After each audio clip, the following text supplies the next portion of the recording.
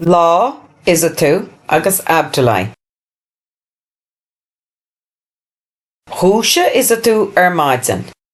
Déach sí an glog. Léim sí amach as an leaba. Tá sé an ní a chlog. Chúise Issatou Abdoulaye. Céird? Chuir ort a chuid éid a scoile, tá muid dúrnach. Chuir sé a chuid éid a scoile go tapa. Ru siad síos an staide.